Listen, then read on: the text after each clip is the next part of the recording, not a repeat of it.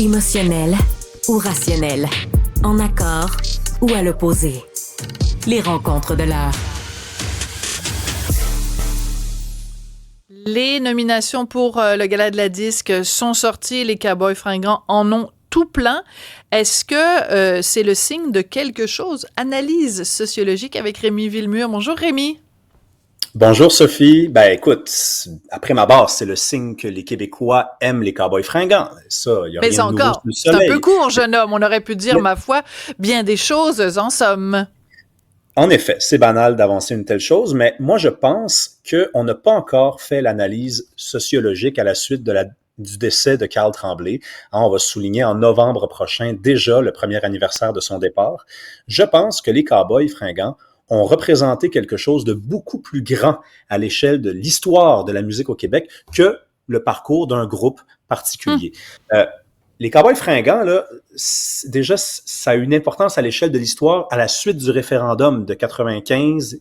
Premier album des Cowboys, on est au début des années 2000. Ce groupe-là arrive avec un discours, avec un ton qui est celui de l'amour, un discours chaleureux aussi. C'est un groupe qui est engagé, mais c'est pas un groupe qui est de gauche dans une logique du sermon. On connaît ça des artistes de gauche, des sermonneurs au Québec là, qui vont chercher un trophée puis qui nous disent « Je suis sur un territoire autochtone non cédé, j'aimerais dénoncer le racisme systémique. Vous êtes des nuls. » Ben, les Cowboys fringants, c'était pas ça. Ils sont pas ça. Jamais. Et pourtant, il y a plein de chansons où ils parlent de l'environnement, plus rien, etc. Je peux en nommer 25.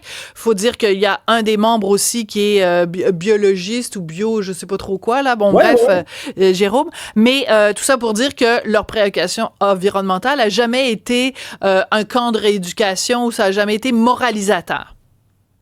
On n'a pas le choix quand on discute de quelque chose, Sophie, de faire quelques petites généralités. Évidemment que ce que je m'apprête à dire peut être déformé par quelques exceptions, mais je trouve que les Cowboys fringants aussi, en plus d'avoir fait une œuvre de chaleur et d'amour, et tout en étant un groupe de gauche, c'est un groupe qui a fait une œuvre au nous.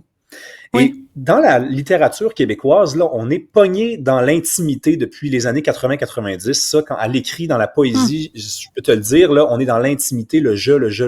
Et les Cowboys fringants ont constitué une œuvre au nous. Et c'est ça qui a réussi à fédérer les Québécois. Même quand ils racontaient l'histoire d'un livreur de pizza, l'histoire d'une mère monoparentale, l'histoire d'une itinérante, c'est un nous qui réussissaient à émaner de ça. Et bien sûr qu'il y a des artistes québécois et des artistes québécoises qui réussissent à faire ça aussi, mais pour obtenir un succès comme celui des Cowboys fringants, il faut cocher toutes les cases. Donc déjà, de ne pas sermonner son public en étant engagé, ce qui est un exploit, de constituer une œuvre au nous. Puis il y a aussi quelque chose, je trouve, avec Carl Tremblay, puis on la retrouve dans le dernier album, Pub Royal, qui finalement se mérite quelques 7 nominations.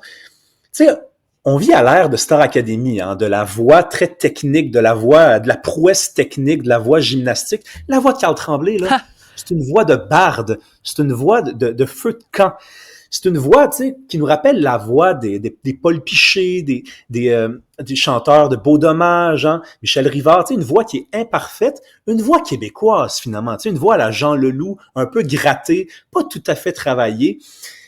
Il y a beaucoup de travail en arrière, mais on n'est pas dans la prouesse technique. Et on n'est pas dans la perfection nécessairement. Ouais, t'as tout à fait raison. Ouais, la perfection entre guillemets, faudrait-il ajouter, parce que finalement, moi, la voix de Carl Tremblay, je la trouve bien plus belle à écouter que la voix, je sais pas, bon, je me mettrai pas les pieds dans le plat. Nomme pas de nom, s'il te plaît. T'as déjà assez d'adversaires comme ça, là, ça suffit. Ben ouais. Mais tu sais, le succès des Cowboys fringants, faut essayer de le comprendre.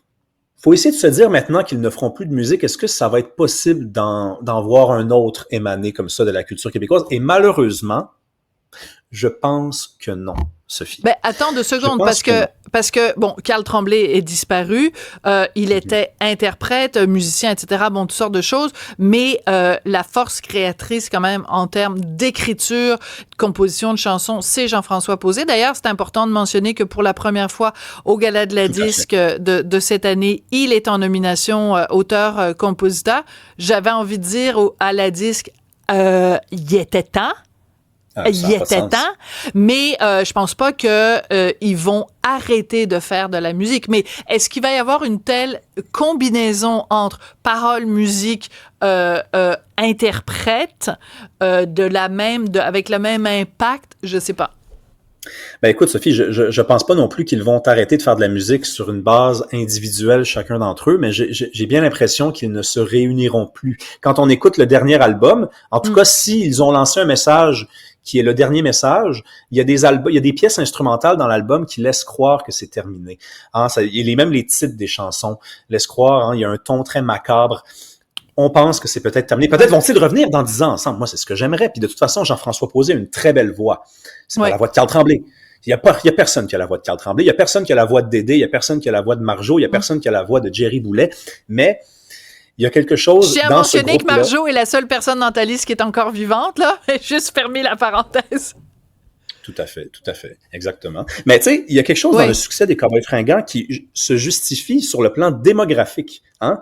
Faut savoir que les jeunes aujourd'hui, on en parlait il y a quelques jours, toi et moi, dans les écoles, il y a 219 écoles à Montréal où il y a plus de la moitié des élèves qui sont nés à l'étranger. Il y a plus de 100 écoles à Montréal où 75% des élèves sont nés à l'étranger. Les Cowboys Fringants, quand ils ont commencé à faire de la musique, c'était dans un Québec qui était plus canadien-français. Et le succès est parti de la souche et est monté jusqu'aux générations issues de l'immigration. Moi, je suis allé voir un spectacle des Cowboys Fringants l'été dernier à Terrebonne. Il y avait plein de gens issus de l'immigration. Absolument. Mais aujourd'hui, qu'est-ce que les jeunes écoutent comme musique? On le sait. Charlotte Cardin, énormément de rap, énormément de musique américaine, énormément de musique en anglais. En anglais, évidemment. Voilà. Beaucoup de rap, beaucoup de musique latino-américaine, beaucoup d'afrobeat. Donc, les jeunes ne semblent plus être là. Et ce sont les jeunes qui mettent au monde des groupes comme ça.